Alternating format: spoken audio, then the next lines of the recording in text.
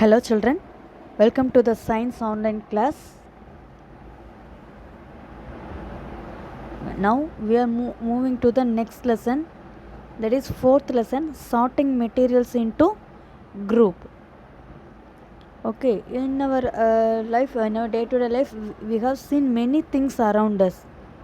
Okay, but all of the things are same in size or shape, anything? No, each object or each thing is different. They have different sizes, they have different shapes, and they have different colors, and also they are not made up of same material. The materials made up of are also different. Okay, so if we can classify the material, that is we can classify that things into some groups.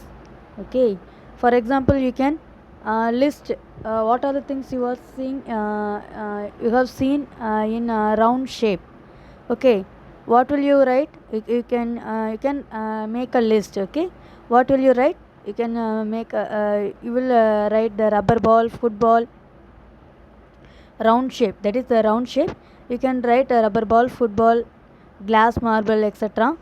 Suppose uh, we include that objects that are nearly round, means you will write also apples, oranges, like that. Okay, and suppose um, we will add some things which are edible, that is eatable, then you can include some vegetables or fruits that are in round shape, isn't it? So we can the list will be go on. Okay, the list will be go on. So likewise we can make another group. Okay, we can make another group, for example, things made up of plastics. Okay, you can make another list of things made up of plastics. What will you write? You will write buckets, lunchbox, toys, water containers, pipes, etc., pencil, eraser, everything. Oh, sorry, pen, eraser, like that. Everything you can uh, write. Okay, which are made up of plastics. So this is the way grouping or sorting materials. Okay, or sorting materials into groups. Okay, sorting or grouping. Okay, so all the objects around us are made of one or more materials. Now we can see, if we take the pen, that body is made up of plastic, and that nib is made up of some metal. Okay, so therefore some things, there may be some things that are made up of one or more materials. Otherwise some things will be made up of only one material, that is the single material, or some things made up of many more than two materials. Okay, so these materials may be glass, metal, plastics, wood, cotton, paper, mud, or soil, etc. Okay, anything it can be made up of.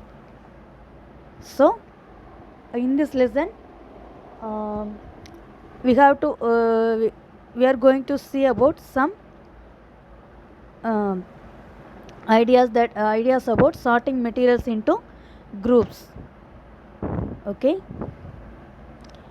and you have to take your page, in page number 27 in your book.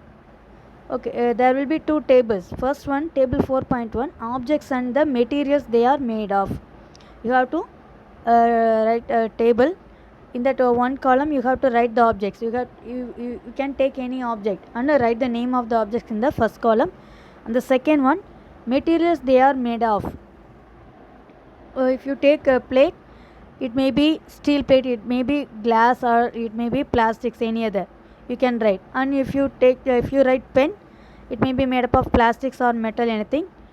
And otherwise you can take another thing, which is brush, it is made up of plastic, right? Like this you have to make write a table. But it is somewhat difficult, because you have to write one thing, and you have to write which material it is made up of. Okay, it is the list will be going on. Okay, the list will be a very large one. And for alternate, you can think that you can write as the table 4.2 different types of objects that are made from the same material. Okay, in this one you have to write the material here in the first column, and in the second column objects made of these materials. In the first column, if you write wood, objects made of these materials, you can write chair, table, pluff, bullock cart and its wheels, etc. And also, if you write the material as paper, you can write books, notebooks, newspapers, toys, calendars, etc. So which one will be very easier? Okay, the second table will be more easy to us because we are grouping the things, we are sorting the things by groups. That is things made up of wood, things made up of paper, things made up of leather. Okay, it will be very easy. So this is the idea what they have given in this lesson. Okay, sorting materials into group is very convenient to us. Okay, and let us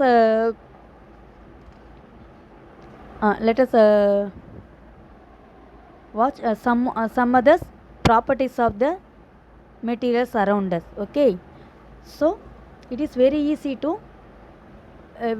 for us to group the materials, or we have to classify the materials around us, okay, into groups. So the next one is the properties of materials. Okay, for this to understand this, take a tumbler. A tumbler may be glass, or it is made up of any metal, isn't it? Why don't you pour the water in a piece of cloth? Why don't you use the piece of cloth to pour the water? What will happen? The water will come out of the cloth through the holes in the cloth, isn't it? It is very difficult. So only we are using any glass tumbler or any steel tumbler and any metal tumbler. Okay, and also do you use any things, objects which is made up of paper like materials for cooking vessels? No, it is a foolish one, isn't it? So for we are using the materials depending upon their properties, because you want to hold water means you have to take the water, means you have to take the materials that hold water inside it. So only we are using tumblers, steel or glass tumblers to hold take water. And also if we cooking means it has to be heated well. Okay, heated well, and it will use it to cook the food. So we are using the objects depending on their properties for any purpose of working. Okay, any purpose we are using the things, that is materials, things depending on their properties. So we choose a material to make an object depending on its properties and the purpose for which the object to be used, for which purpose we are using that object, and also we have to choose the material depending upon their properties.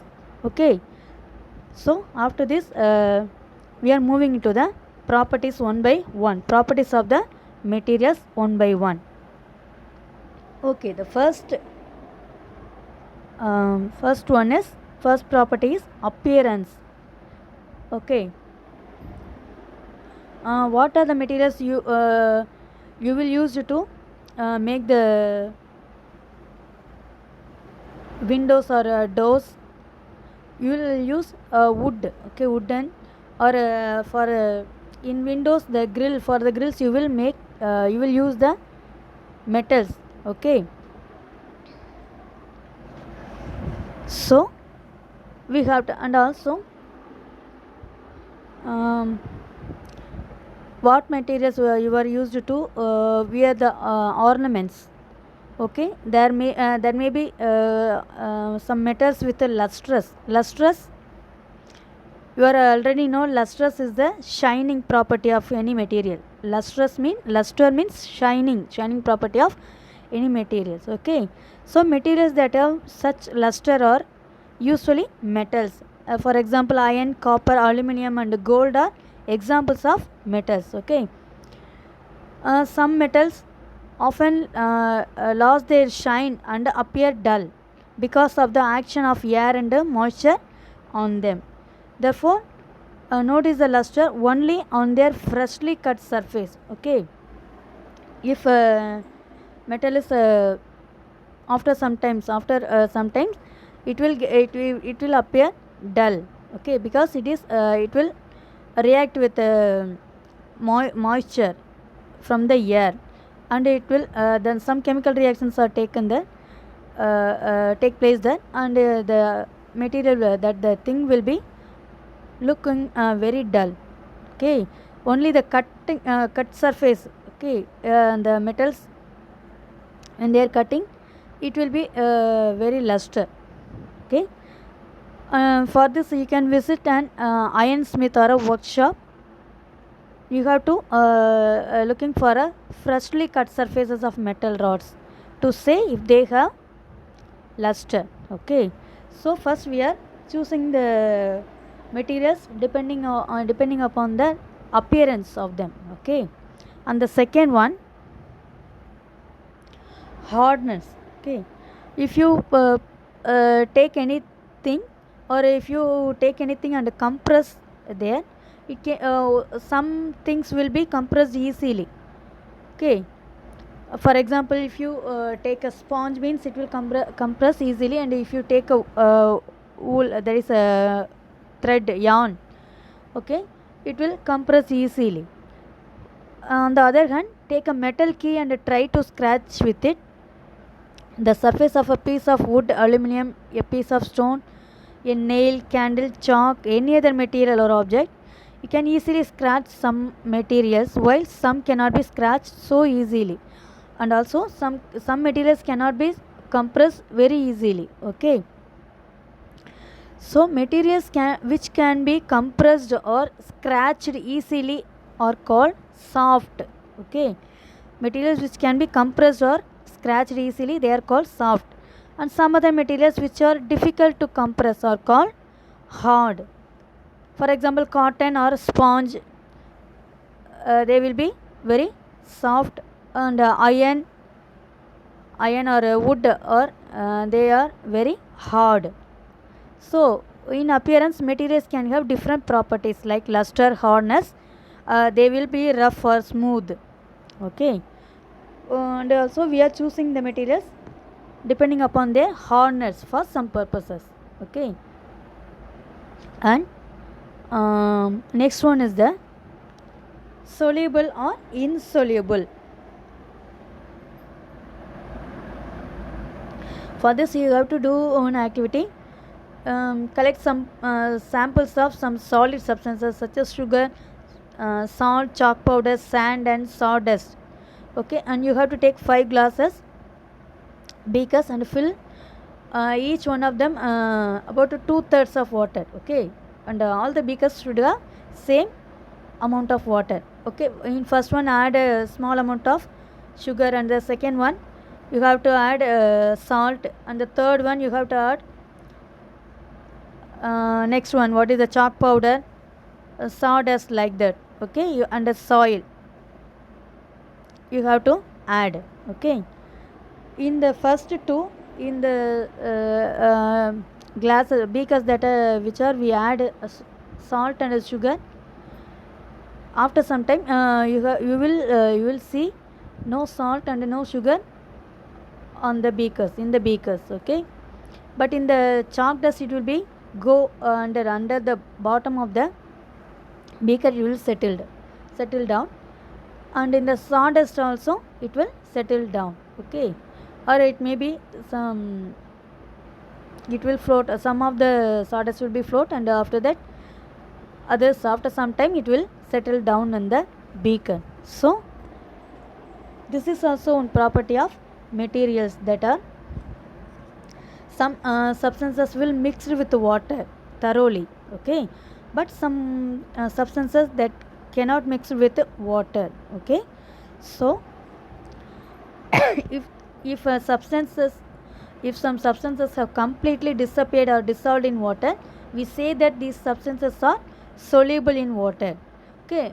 Likewise, other substances do not mix with water and do not disappear even after we stir for a long time.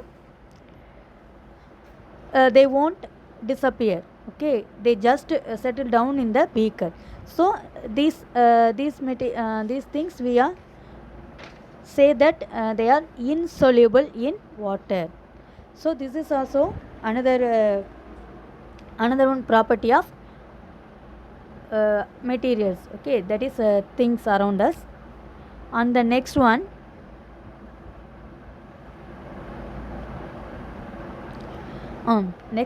objects may float or sink in water, okay. So you may observe that some things, lightweighter things, are float in the water, while some other substances like iron and any metal, okay, or they may be very heavy, they will sink into the water, okay.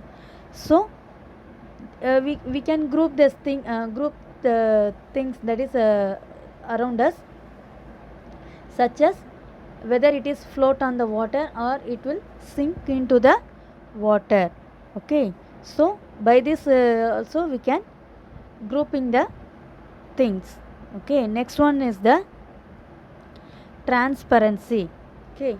In the light lesson we have already learned the three type of objects, isn't it? In the light lesson we have already learned. What are they? Transparent, translucent and opaque, okay.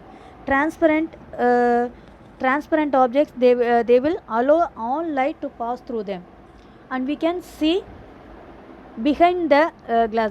For example, we have to take any glass, okay, glass, and behind that ask your friend to stand or show any objects to you.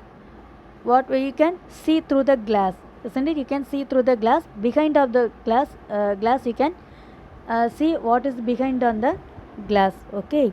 This type of things are called as transparent. And the next one is the translucent. They will be allow some light to pass through them, allow partial of the light to pass through them. In this case we can see things which are behind these objects, but not very clearly, okay. The objects will be seen, but it won't be seen very clearly. So these type of objects are called translucent objects. And next one, opaque objects. In this one, no light will pass through these objects. So these objects are called as opaque objects, okay. Behind these objects, any object is there, we cannot see them, okay. It won't allow any light to pass through them. So these are called the opaque objects.